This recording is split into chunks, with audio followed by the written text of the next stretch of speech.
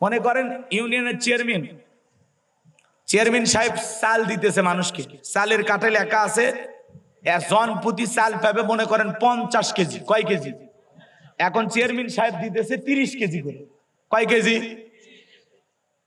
বলেন তো ভাই? ফেরেশতারা কি এই জায়গায় নাই? আপনাদের কি মনে হয় ইউনিয়ন পরিষদে যখন চাল বন্টন করা হয় ওই জায়গায় ফেরেশতারা থাকে? আছে আছে।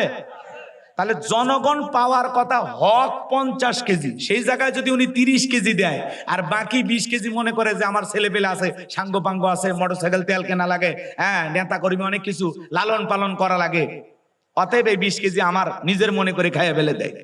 কি বলেন? ওরা তো আগেই কয়েকশো বস্তা বিক্রি করে, যদি 1200 বস্তা আছে 600 বস্তা আগেই বিক্রি করে। এ কথা কন না কেন?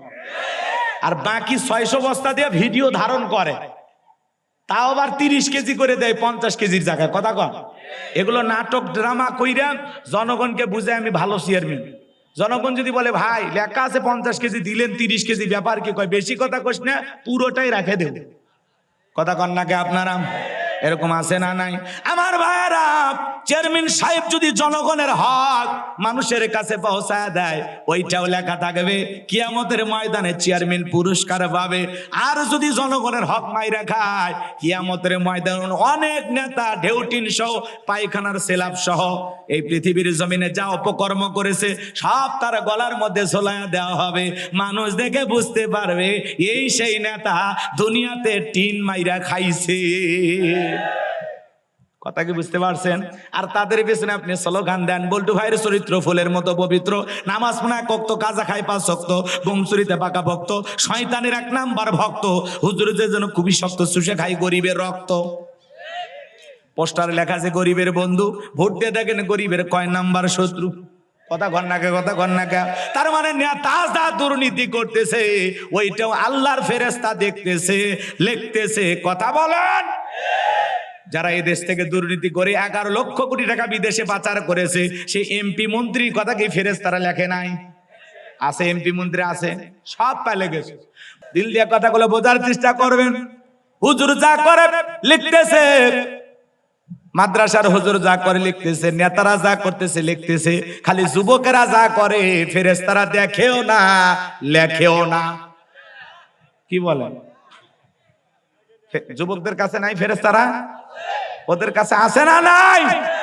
আর মনে কষ্ট দিবেন না, তাদেরকে বোঝা মনে করবেন না। পিতা মাতা বৃদ্ধ বয়সে পাইছেন, এটা আল্লাহর অনেক বড় নিয়ামত।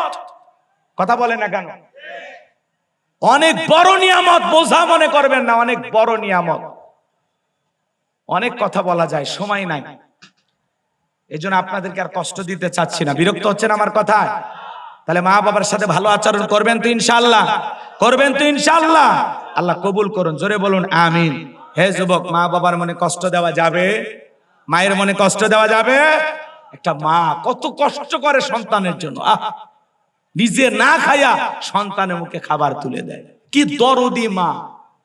রক্তে ভাসিয়া যাতনাই কাঁদিয়া আনলে মাগো আমায় এই দুনিয়ায়, তোমার ঋণ আমি কি দিয়ে শোধাই মাগো, তোমার ঋণ আমি কি দিয়ে শোধাই।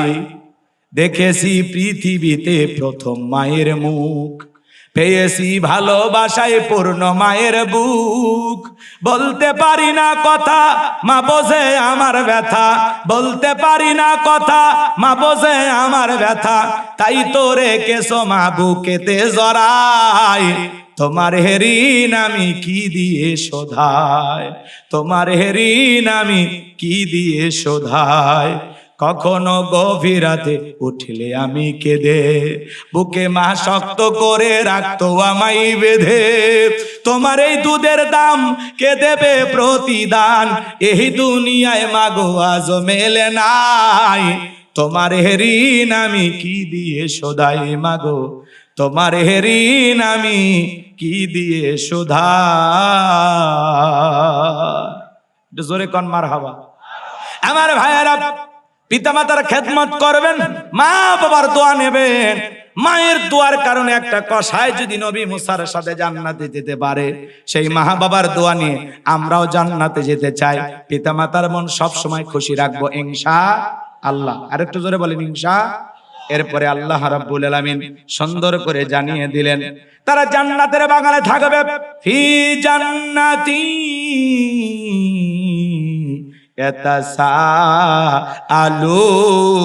ইয়াতাসাআলুন।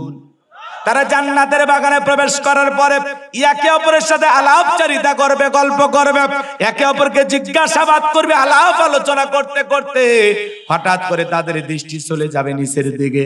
তাকায় দেখবি নিচের দিকে দাউ দাউ করে জাহান্নামের ভয়ঙ্কর আগুন জ্বলতেছে। তাকায় দেখবি ওখানে অনেক মানুষকে পরিচিত পরিচিত লাগে। এই জান্নাতীরা তখন ওই জাহান্নামীদেরকে প্রশ্ন করবে, আনিল মুজরিমিন।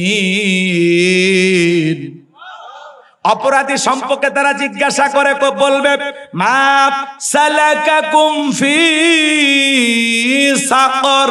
কোন অপরাধে এই সাকর নামক জাহান্নামের আগুনে জ্বলতেছো? দুনিয়ার জীবনে কি এমন অপরাধ করেছো যে অপরাধের কারণে তোমরা এই সাকর নামক জাহান্নামের আগুনে জ্বলতেছো? আনিল মুজরিমিন, অপরাধী সম্পর্কে জিজ্ঞাসা করা হবে, মা সালাকাকুম ফি সাকর। কোন অপরাধে এই সাকর নামক জাহান্নামে আসছো? এটা একটা জাহান্নামের নাম। কথা কয় না? সাকর, লাজা, হুতমা, হাবিয়া, এগুলো কিসের নাম? সাঈর, এগুলো কিসের নাম? সাকর। এটা হলো জাহান্নামের নাম। এইবার যারা সাকর নামক জাহান্নামের আগুনে জ্বলবে, এই মানুষগুলো জান্নাতি যেই মানুষেরা তাকে জিজ্ঞাসা করবে, কোন অপরাধে এই সাকর নামের জাহান্নামের আগুনে জ্বলতেছো? কি এমন অপরাধ করেছো দুনিয়ার জীবনে চেনা চেনা লাগে? মনে হয় পাশের গ্রামে বাড়ি ছিল, তোমাকে দেখে চেনা চেনা লাগে। কেন তোমরা জাহান্নামের আগুনে জ্বলতেছো? ওই জাহান্নামের আগুনে যারা জ্বলবে ওদের মধ্য থেকে একদল উত্তর করে বলবে, এই জাহান্নামে আসার পিছনে আমাদের 4টি অপরাধ। জোরে বলেন কয়টি? 4টি অপরাধের কারণে আজকে আমরা সাকর নামক জাহান্নামের আগুনে জ্বলতেছি।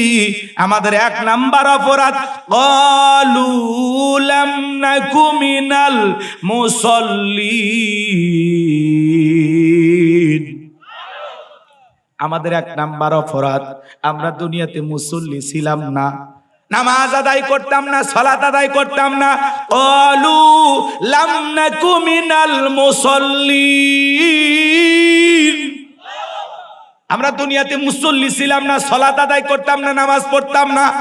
শুধু মসজিদ সুন্দর বানাইলে হবে না, ওই মসজিদে যারা সালাত আদায় করবে তাদের দিলটাও সুন্দর হওয়ার দরকার আছে না নাই? মসজিদ বড় করলেই হবে না, নামাজির দরকার আছে না নাই? মসজিদের উন্নয়ন কল্পে কালেকশন করা হলো, বলেন বাজান, মসজিদের উন্নতি কল্পে টাকা কালেকশন করা হলো, ওই মসজিদে নামাজ আদায় করবে মুসল্লি ইমানদারও কালেকশন করার দরকার আছে না নাই? কোনদিন শুনছিলেন মসজিদের মাইকে ডাকা হচ্ছে, সামনের কাতার পূরণ করতে আরো 3 জন লাগবে, চলে আসেন তাড়াতাড়ি। দ্বিতীয় কাতার পূরণ করতে আরো 2 জন লাগবে, চলে আসেন তাড়াতাড়ি, পাওয়া যায় না। কিন্তু আমরা কালেকশনের জন্য কত কষ্ট করে বলি, কে দিবেন 5,000 10,000। শুধু মসজিদের টাইলস বানাইলে হবে না বাজান, মসজিদের চাকচিক্য সৌন্দর্য দিয়া কাজ হবে না। ওখানে যারা নামাজ আদায় করবে মসজিদের গেটে লেখা রাখবেন আত-তাকওয়া জামে মসজিদ, ওইখানে যারা নামাজ আদায় করবে তাদের অন্তরে তাকওয়ার আয়না আগে বসাইতে হবে। অন্তরে তাকওয়া থাকা লাগবে। এত রাতে তুলে দিয়েছেন, কি ওয়াজ করব? আমি যে কথাগুলো বলতেছি কোরআন হাদিসের বাইরে না ভিতরে? আমি বললাম না, সময় দিলে গুছিয়ে কথা বলা যায়, সময় দেবেন না আলোচনা হবে না। মনে হবে রে হুজুরের ওয়াজ নেটে শুনছিলাম কি সুন্দর, আজকে এরকম কেন হলো? তুলে দিয়েছেন 11টায় 12টায়, ওইটা আর মনে নাই। 10টায় উঠাবেন, 12টায় প্রোগ্রাম শেষ, গভীর রাত পর্যন্ত প্রোগ্রাম করলাম। ফজরের নামাজ যদি কাজা হয়, বলেন এই মাহফিল কোনো কাজে আসবে? বলেন লাভ হবে? আজকের মাহফিল থেকে যদি 4-5 জন মানুষ ফজরে নতুন মুসল্লি বৃদ্ধি পায়, মাহফিলকে কবুল করবেন কে? তাহলে যারা জাহান্নামের আগুনে দাউ দাউ করে চলতেছে, জাহান্নামের আগুনে চেহারাটা পুরো কয়লা হয়ে গেছে, এই সমস্ত মানুষ বলতেছে ক্বালু লাম নাকু মিনাল মুসাল্লিন। দুনিয়াতে সালাত আদায় করতাম না, আমি নামাজ পড়তাম না, এই জন্য জাহান্নামের আগুনে জ্বলতেছি। তাহলে নামাজ না পড়লে জাহান্নামের আগুনে জ্বলতেছে, তাহলে নামাজি হয়ে জান্নাতের বাগানে বসতে চান কারা কারা? একটু হাত তোলেন তো দেখি। আল্লাহ আমাদের সবাইকে 5 ওয়াক্ত নামাজি বানায় দেন। জোরে বলেন আমিন। আর একটু জোরে বলুন আমিন। হাত নামান। এই যুবক, অনেক মুরব্বী নামাজে যাওয়ার সময় তোমাকে আহ্বান করে, ডাক দেয়, হে যুবক খেলাধুলা বন্ধ করে মসজিদে যাও। যুবক তুমি ধমক দে, বলে ও চাচা আপনি যান তো, মিশাই ডাক দেয়।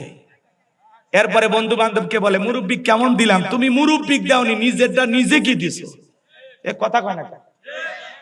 মসজিদে আজান হয় আর আপনি ঘাড় বেঁকা করে মসজিদের ধার দিয়ে হেঁটে যান। এমনও লোক আছে মসজিদের সাথেই বাড়ি, কপাল পরা মসজিদে আসেন।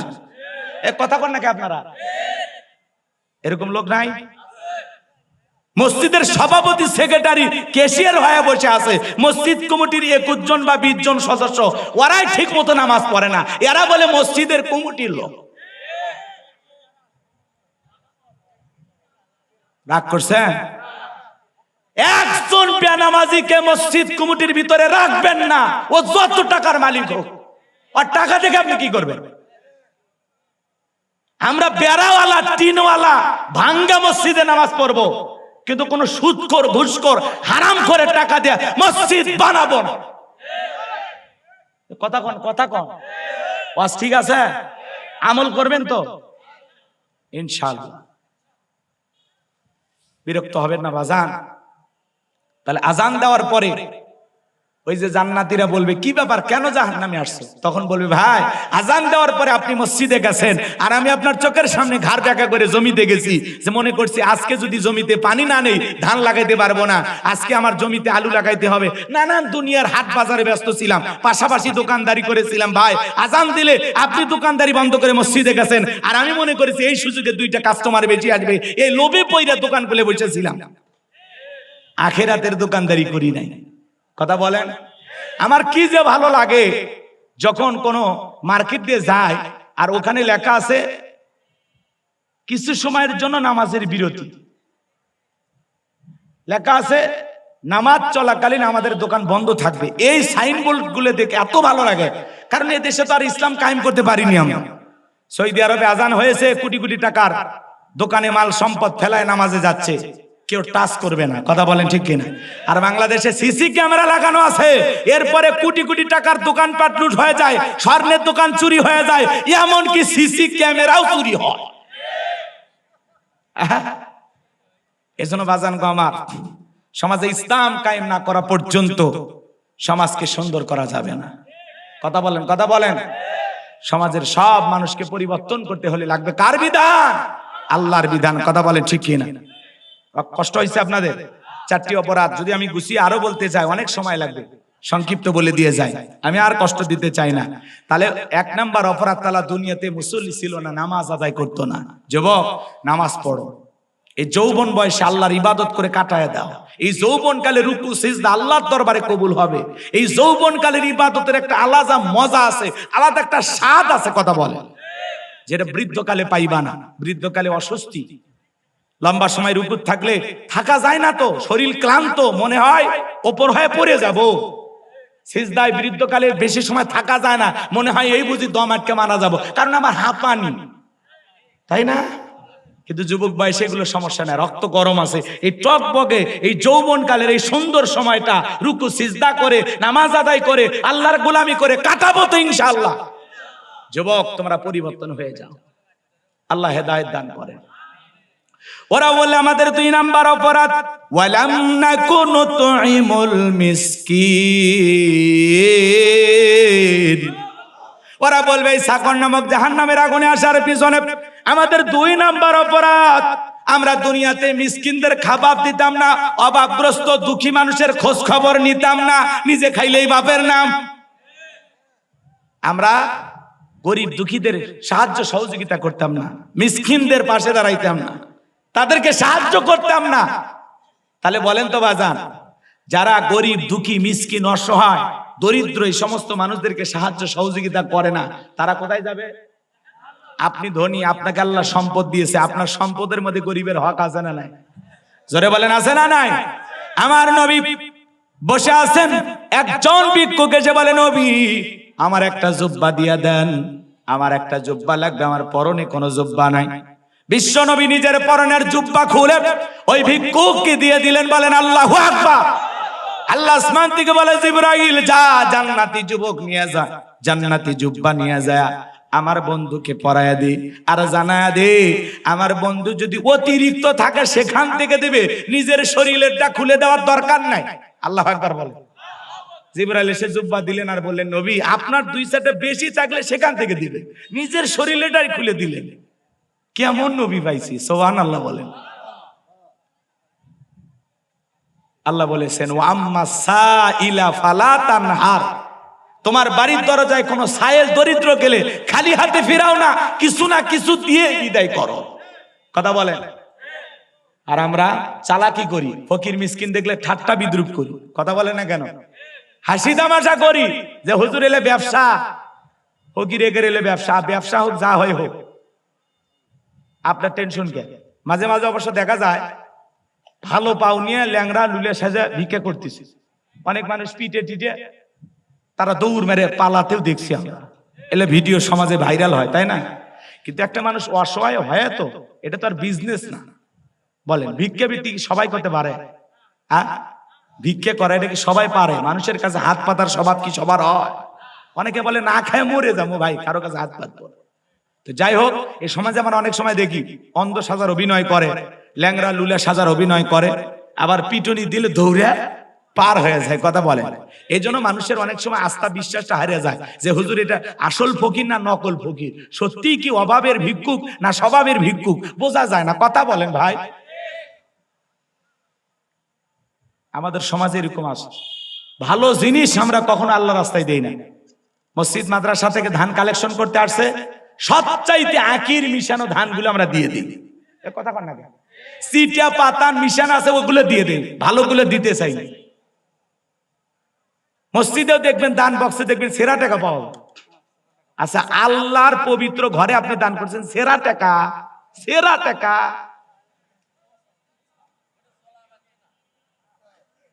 এগুলো করবেন না, মনটাকে পরিষ্কার রাখবেন, যাকে দেবেন দিল থেকে দেবেন। পারবো তো ইনশাআল্লাহ? তাহলে রাস্তাঘাটে ভিক্ষুক দেখে অবহেলা করা যাবে না। আমাদের পাশে আমাদের ইউনিয়ন একটা হাট আছে, আমি নাম বলবো না, আজকে বহু বছর আগের কথা। আমি বাজারে গেছি, বাজার করতে, কয়েকজন ভিক্ষুক আসছে ভিক্ষা চাইতে। ওই দোকানদার বলতেছে বাকিতে লিখে রাখ, পরের বাজারে দে, মানে পরের হাটের দিনে দিন। আচ্ছা, ভিক্ষাও কোনোদিন বাকি হয়?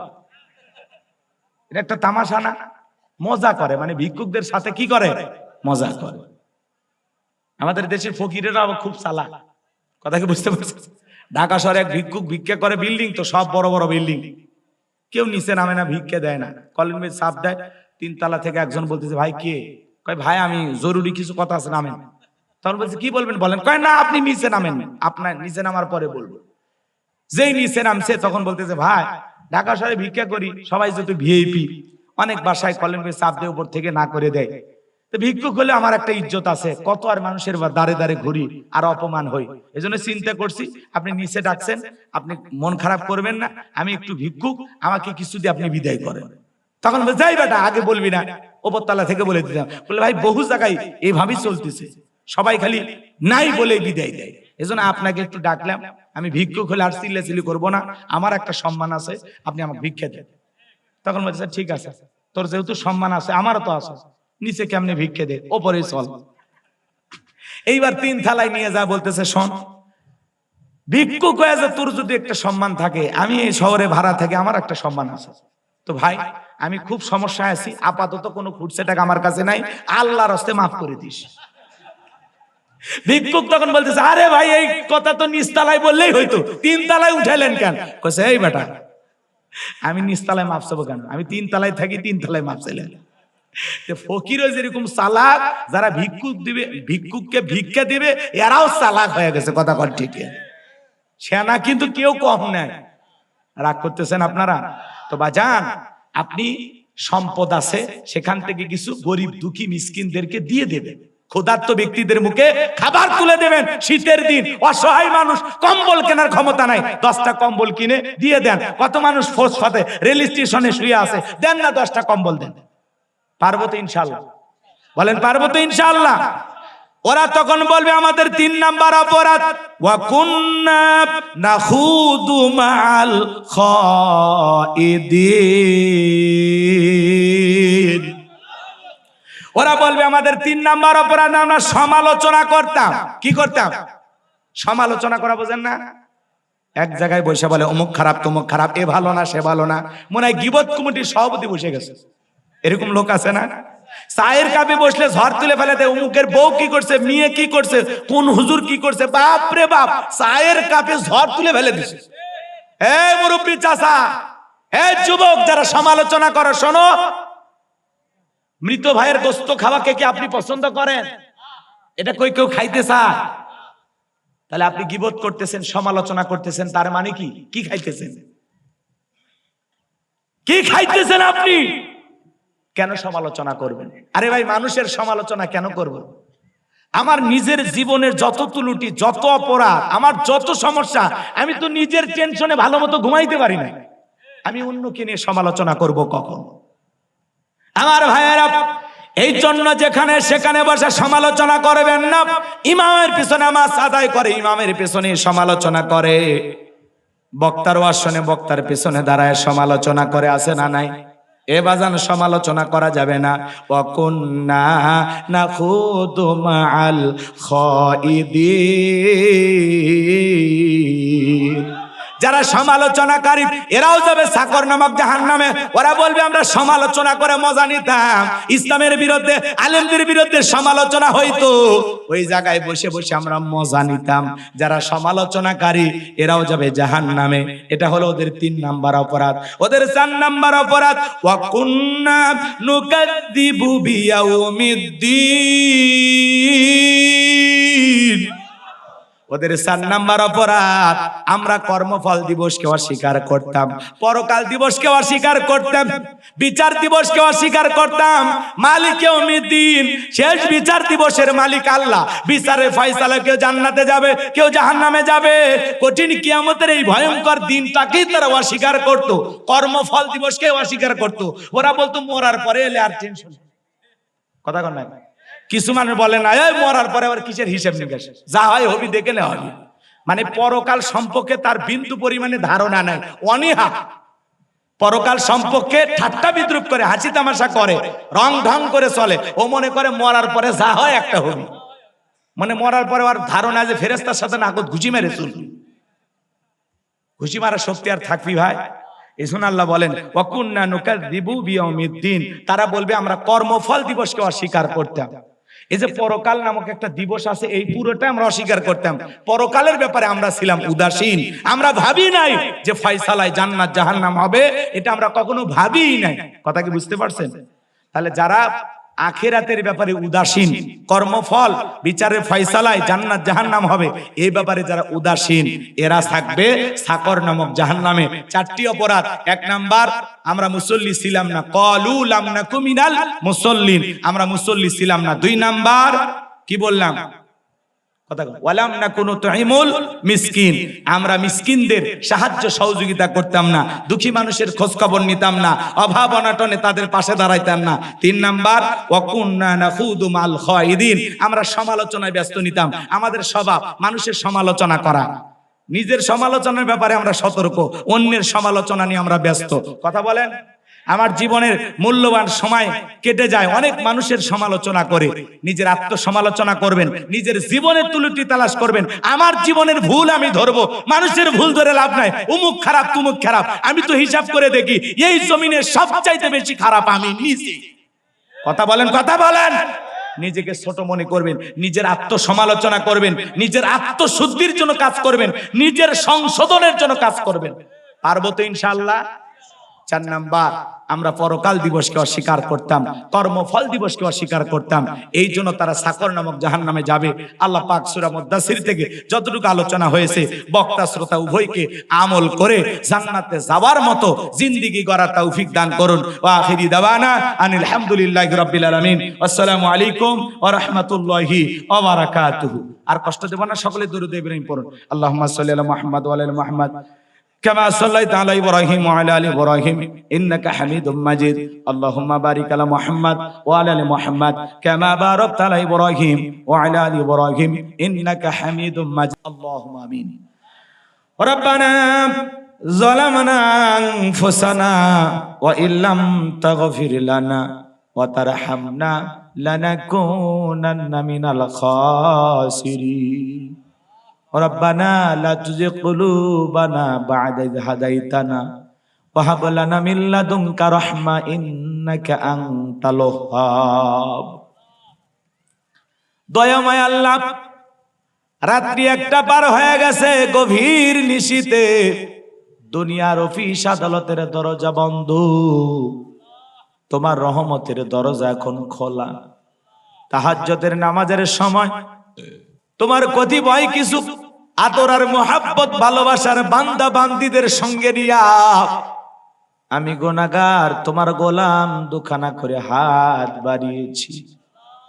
আল্লাহ সূরা মুদ্দাসির থেকে বর্তমান প্রেক্ষাপটকে সামনে রেখে বিভিন্ন দিক উদাহরণ দিয়ে তোমার গোলামদের সামনে সংক্ষিপ্ত কিছু তাফসীর করার চেষ্টা করেছি। যতটুকু আলোচনা করেছি আল্লাহ বক্তা শ্রোতা সবাইকে কথাগুলোর উপরে আমল করার তৌফিক দিয়ে দেয় রব্বুল আলামিন। আমরা যারা হাত তুলে ধরেছি, অনেকের মা নাই, বাবা নাই, ইয়েতিম বানায় কবরে চলে গেছে। জনম দুঃখিনী মায়ের কথাকে ভোলা যায়, আদরের আব্বার কথাকে ভোলা যায়। যে মা 10 মাস 10 দিন গর্ভে ঠাই দিয়েছে, প্রসবের যাতনা সহ্য করেছে, 2-2.5 বছর বুকের দুধ পান করাইছে, ওই জনম দুঃখিনী মা যাদের মারা গেছে, মায়ের কবরটা জান্নাতের বাগান বানায়া দেন। যে আদরের বাবা মাথার ঘাম পায়ে ফেলে রিক্সা চালায়া, ভ্যান চালায়া, কৃষি খেতে কাজ কইরা, চাকরি কইরা, ব্যবসা বাণিজ্য কইরা, নিজের শরীরে রক্তকে পানি বানায়া, নিজে সেরা জামা পইরা সন্তানের শরীরে ভালো পোশাক পরাইয়া দিল। যেই বাবা নিজেরা খায়া দুনিয়ার জমিনে আমাদের জন্য জায়গা জমি সম্পদ রেখে গেল, আজকে সেই বাবা বাচ্চারে পুকুর পারে ঘুমায়।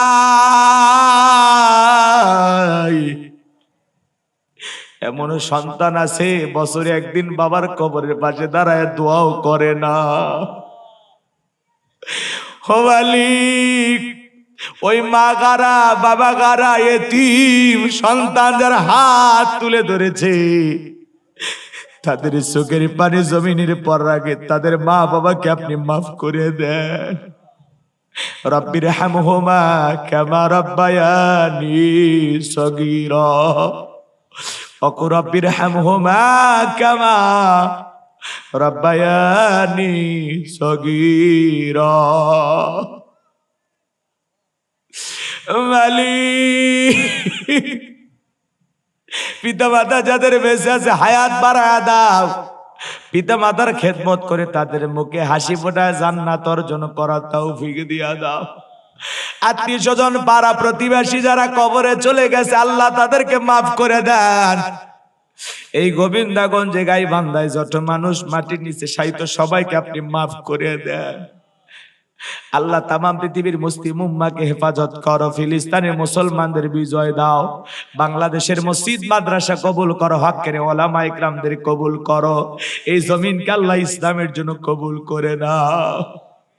আল্লাহ দুনিয়ার ধোকায় পড়ে, নফসের ধোকায় পড়ে, দিনের আলোতে রাতের আধারে কত গোপন গুনাহ করলাম, কত মিথ্যা কথা বললাম, নামাজ কাজা করলাম।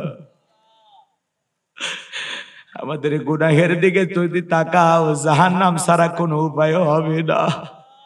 তুমি রহমান, তুমি রহিম, ওয়া আনতা আরহামুর রাহিমিন। তোমার দয়ার বিশাল সাগরের দিকে তাকায় আমাদের তামাম জিন্দেগির গুনাহগুলো মাফ করে দাও, আমাদের জীবনের অপরাধগুলো ক্ষমা করে দাও। ও মালিক, ফকির একটা দরজায় ভিক্ষা না পাইলে আর একটা দরজায় যায়, তুমি যদি ফিরায় দাও আমরা কার কাছে যাব? দুনিয়াতে মা মারলে বাবার কাছে যাওয়া যায়, বাবা মারলে মার কাছে যাওয়া যায়, তুমি যদি ফিরায়া দাও আমাদের যাওয়ার মতো আর দরদের কোনো জায়গা নাই। তুমি ফিরায়া দিলেও আমরা তোমার দরজায়, তুমি দোয়া কবুল করলেও আমরা তোমার দরজায়, কবুল না করলেও আমরা তোমার দরজায়। তোমার দরজা ছাড়া আমাদের যাওয়ার আর কোনো জায়গা নাই। আল্লাহ আমাদের সকলের তামাম জিন্দেগীর গুনাহগুলো মাফ করে দাও। ওই কঠিন ভয়ঙ্কর জাহান্নামের আগুন থেকে আমাদের মুক্তি দাও। রব্বানা আসরিফান্না আযাবা জাহান্নাম ইন্না আযাবাহা কানা গরামা। রব্বানা আতিনা ফিদ দুনিয়া হাসানাতাও ওয়া ফিল আখিরাতি হাসানাতাও ওয়া কিনা আযাবান নার। আল্লাহ, যে ভাইরা কষ্ট করে মোনাজাত পর্যন্ত বসে থাকে, আল্লাহ কি বলে বিদায় দেব আমি জানি না। আল্লাহ, যারা কোরআনের মহাব্বতে আমাকে ভালোবাসেন, আল্লাহ আল্লাহ তোমার কুদরতি কদমে ভিক্ষা চায়, এই মানুষগুলোকে জান্নাতি মানুষ হিসেবে আপনি কবুল করুন। জান্নাতে যাওয়ার মতো নেক আমল না করা পর্যন্ত আমাদের মৃত্যু দিও না। আল্লাহ আল্লাহ তোমার গোলামদেরকে তোমার নিজ কুদরতে তোমার রহমতের চাদরে আবৃত করে তাদের বাড়িতে পৌঁছায়া দিও। আল্লাহ, জীবনে কোনোদিন আমার গাইবান্ধার গোবিন্দগঞ্জের মানুষের সাথে আর যদি দেখা না হয়, এই মুখগুলোই জান্নাতের সিঁড়িতে পরিচয় করায় দিও। আল্লাহ, এই মানুষগুলোকে জান্নাতের সিঁড়িতে পরিচয় করায় দিও। আল্লাহ, তোমার বাইতুল্লাহ বারবার যাওয়ার সুযোগ করে দিও। রাসূলের রওজার পাশে দাঁড়িয়ে সালাম দেওয়ার সুযোগ করে দিও। আমাদের সবাইকে সোনার মক্কা মদিনায় যাওয়ার তৌফিক দিও। আল্লাহ, আজকের মাহফিলে তোমার ঘর মসজিদের জন্য নগদে বাকিতে যারা যেভাবে টাকা পয়সা দান করেছেন, ইট বালু রড সিমেন্ট, আল্লাহ সকলের দানগুলো কবুল আর মঞ্জুর করে নাও। এ দানের সিলা করে কোটি কোটি টাকার মালিক বানায় দাও আল্লাহ তাআলা। আবার আতিক ভাগিনাকে কবুল কর, আব্দুর রহিম ভাইকে কবুল কর, তার পেরেশানি দূর করে দাও। আল্লাহ, আমার শাহাদত ভাইকে কবুল করে নাও। আমার কলিজার টুকরা সন্তান আবু বকরকে কবুল করো। আল্লাহ, আমার সন্তানদেরকে দ্বীনের জন্য কবুল করো। আল্লাহ আল্লাহ আমার মাদ্রাসাকে কবুল করে নাও। আল্লাহ, মসজিদ কবরস্থান মানব যে স্বপ্নগুলো দেখেছি আল্লাহ জীবনে পূরণ করা তৌফিক দিও। আল্লাহ, চলার পথকে নিরাপদ বানায় দিও। কোরআনের কথা বলার জন্য যে ইলম যে যোগ্যতা দরকার, আল্লাহ তোমার কাছে ভিক্ষা চাই, দিয়ে দাও। আল্লাহ, শারীরিক মানসিক সুস্থতা দান করো। আল্লাহ, এই কণ্ঠকে তুমি আল্লাহ হেফাজত করো। আল্লাহ, এই জবান দিয়ে যেন হক কথা বলতে পারি। আল্লাহ, মৃত্যু পর্যন্ত তোমার পথে মানুষকে আহ্বান করতে পারি, সেই তৌফিক আমাকে দান করো। সুবহানা রাব্বিকা রাব্বিল ইজ্জাতি আম্মা ইয়াসিফুন ওয়া সালামুন আলাল মুরসালিন আলহামদুলিল্লাহি রাব্বিল আলামিন। মালাকুল মউত যখন সামনে দাঁড়িয়ে যাবে, মৃত্যুর সময় দয়ার নবীর চাঁদ মুখখানা দেখতে দেখতে আমাদের জবানে কালিমা জারি করে দিও। আমার মা বোনেরা কষ্ট করে পর্দার আড়াল থেকে আলোচনা শুনেছে, আল্লাহ আমার মা বোনদের পর্দা করার তৌফিক দাও, নামাজি বানায়া দাও। দাম্পত্য জীবনকে হযরত আলী আর ফাতেমার মতো ভালোবাসাতে ভরপুর করে দাও। আল্লাহ, গুনাহ থেকে, পরকীয়ার আসক্তি থেকে নারী পুরুষ সবাইকে তুমি হেফাজত করো। আল্লাহ, সমস্ত গুনাহ থেকে আমাদের বেঁচে থাকার তৌফিক দাও। শিরিক মুক্ত আমল ঈমান আমাদেরকে দান করো। আল্লাহ, 5 ওয়াক্ত সালাত মসজিদে গিয়ে জামাতের সহিত আদায় করার তৌফিক দিয়ে দাও। এই মসজিদের যত কাজ বাকি আছে তোমার গায়েবী খাজানা দ্বারা ব্যবস্থা করে দাও। আল্লাহ, মসজিদ কমিটিকে আল্লাহ তুমি কবুল করে নাও। মসজিদের মুসল্লি ভাইদের কবুল করো, যারা দান করেছে দানকারীদের কবুল করে নাও। মৃত্যুর সময় দয়ার নবীর চাঁদ মুখখানা দেখতে দেখতে জবানে জারি করে দিও, লা ইলাহা ইল্লাল্লাহু মুহাম্মাদুর রাসূলুল্লাহ সাল্লাল্লাহু আলাইহি সাল্লাম। আসসালামু আলাইকুম ওয়া রাহমাতুল্লাহি ওয়া বারাকাতুহু।